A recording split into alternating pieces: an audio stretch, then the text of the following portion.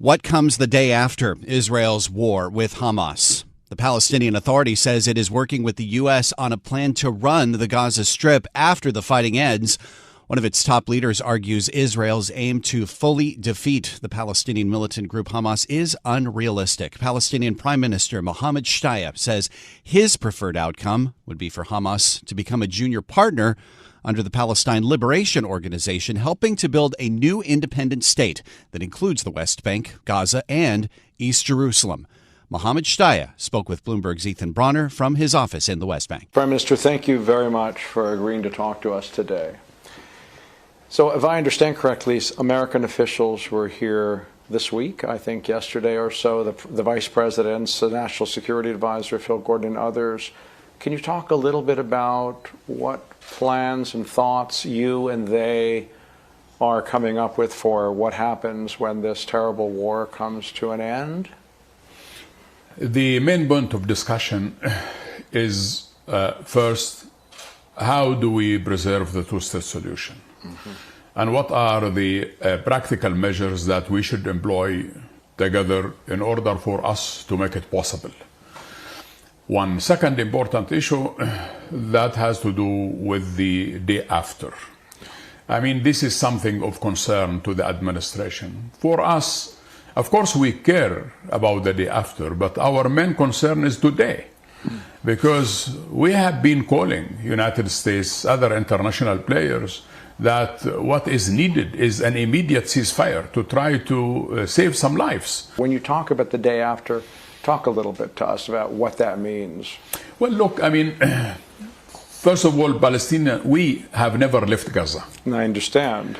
We meaning the Palestinian Authority, or we Palestinians? No, with the Palestinian Authority. Oh, right, yeah. We actually never left Gaza. We have been, for the last 17 years, since Hamas took over Gaza by military force, we continued to provide service to our people there. We paid the electricity bill, we paid the water bill, we were paying the salaries of the doctors, of the nurses, of the teachers, of the civil servants. Yes. Of course, we asked our police who were there, 19,000 of them, we asked them to stay home. So our police is not working or not cooperating with Hamas at all. So on one hand, we never left Gaza. On the other hand, of course, Hamas was the de facto regime in Gaza. Now, the day after for us should look like the following. And that's what we have been engaged with Washington. Tell us a little about Things that also Secretary Blinken has explicitly stated in Tokyo during the G7 meeting, that Israeli occupation to Gaza should not be allowed. One. Second, Gaza should not shrink in terms of territory, and Israel should not be allowed to annex certain areas that they might call buffer zones and so on. Third, there should not be any forced transfer of Palestinians out of Gaza. Egypt has been cooperating very well, and also this is something that we did not want to see in the same way that the American administration did not want to see. How does the PA get involved in helping to regulate and to govern the place afterwards? Well, this is, I think that these are the plans that we are putting together today. As I told you, that's your desire, that it should be the part of it.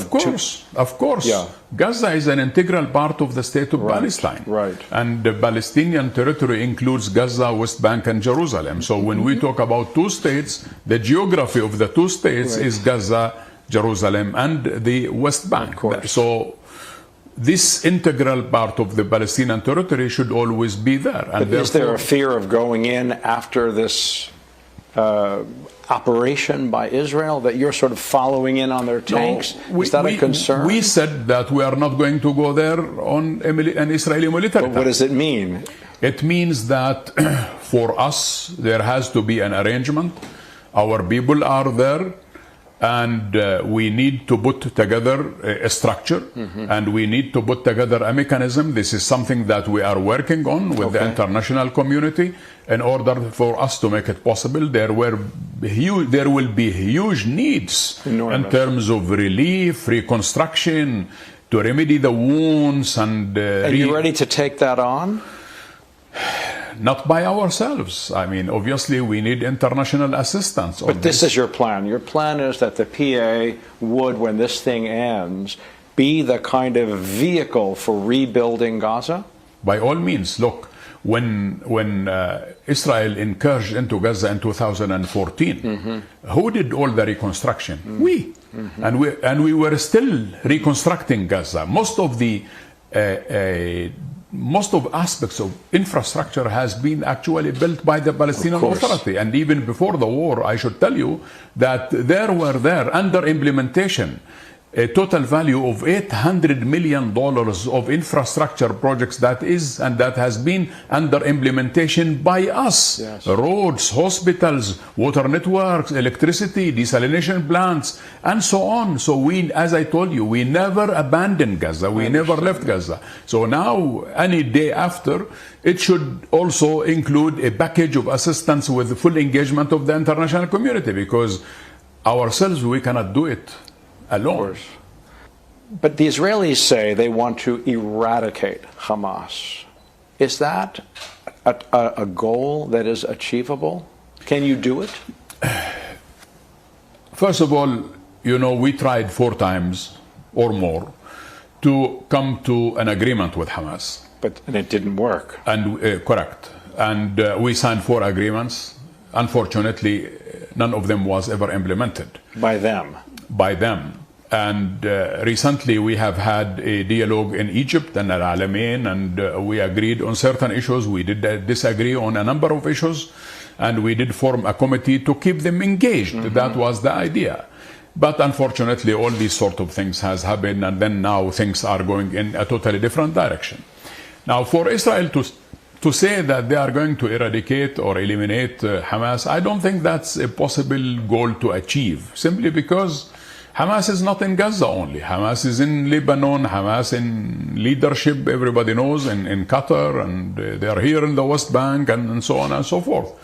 So what is needed really is a situation in which that Palestinian unity should be allowed to function on very clear bonds and agenda. We did put together certain bonds for Hamas to accept. They never accepted, including recognition of international legitimacy, United Nations resolutions, BLO commitments, and so on and so forth. We even invited Hamas to become part of the Palestine Liberation Organization. They never wanted to. Hamas wanted to take things their own way, either their way or the highway, and it seems that we are on the highway. So that is where the situation is. Now, as I said, whether Israel will be able to achieve what they are claiming to do, I doubt that. When you think about the day after and going into Gaza, do you think that the Palestinian Authority employees who are on the ground and have been waiting can play a role in taking over? Do you think about a new, younger leadership coming in, technocratic leadership? How do you imagine that sort of beginning? Well, look, as I told you, we have 18,000 Palestinian civil servants. But many of them have been doing nothing for these years, right? No, they have been working. As I told you, the teachers are working, the doctors are working, some with the non-governmental organizations who But many, I remember, were being paid salaries not to go to the office. Correct. These are the police. Oh, okay. These are the police, 19,000 of them. These people, they need to be retrained, but they are the locals. They know, they are the sons of the cities. They know every single corner of Gaza, of Khan Yunis, and so on and so forth. So for us, all what you need is reorganization. Try to put things together. You need international financial aid. You need a package of serious international humanitarian assistance. You need a package for reconstruction, because maybe no less than 500,000 will be homeless for quite some time, maybe more. So what do we do with these people? So there is a very serious reality that we have to face the day after. But as I told you, frankly, my main concern, while I think of the day after, my main concern is today. We need to stop that. Do you consider going to sort of political opposition leaders or certain people in Israel and say, okay, listen, we're in a particular moment now. We need to build something new. We are ready for that. We are ready for that. But maybe you should be the one who makes the offer.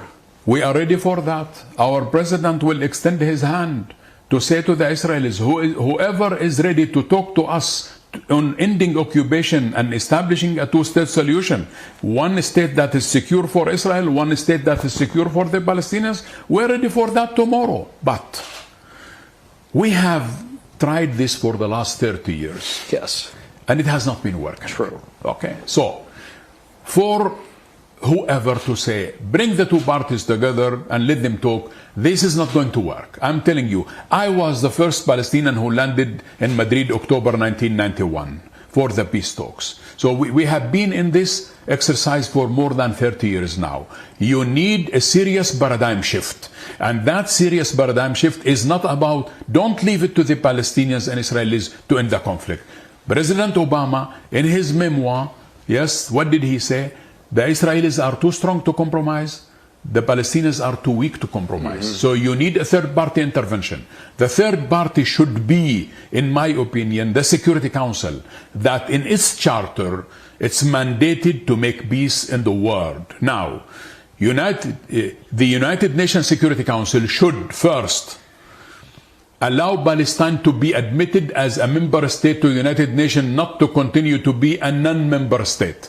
You know, 142 countries have recognized Palestine as an observer, not a member state. Right. Now it is time for the international community, United States in particular, to allow this resolution to be passed through the Security Council. Second, bilateral recognition. When President Biden was in Bethlehem meeting with our president, he explicitly stated that he is a true believer in two states on the borders of 1967. What is the interpretation for this? We and the Americans and the Europeans and the Arabs should sit down in an international conference and lay down the specifics and the foundations and the measures and the mechanisms of how to achieve a two-state solution, not to continue discussing. All what we need now is what one might call reverse engineering. Let's build the ceiling first, and the ceiling is a state of Palestine to be recognized by the international community, and then the Security Council should put together a team to bring us together and say, let's work on the borders, a demarcation of borders. Let's work on what to do with the settlements. Well, you know, you rejected the Abraham Accords because it ignored you. Is there some notion that you have now that as you move forward, that you could integrate, if Israel were to establish relations with Saudi Arabia, that Palestinians could play a role there and it could help Palestine? We have had excellent engagement with Saudi Arabia. And we coordinated on daily basis. The Americans knew that. But for us, the Saudis have been very good. And the Saudis had, you know, 3 prerequisites. The third important prerequisite is to settle the Palestine question. And we were grateful for that. But look at this situation. Arab normalization with Israel, I told you, should have been based on the Arab Peace Initiative. And that's what the Saudis are saying. But they were still moving forward without that being the only basis. It is going to be the basis. Yes, but what did it mean? For them, they are saying to the Israelis and to the Americans that any normalization, as Prince Mohammad bin Salman said, as the Minister of Foreign Affairs said, that the Palestinian issue to be settled is a prerequisite for a Saudi normalization.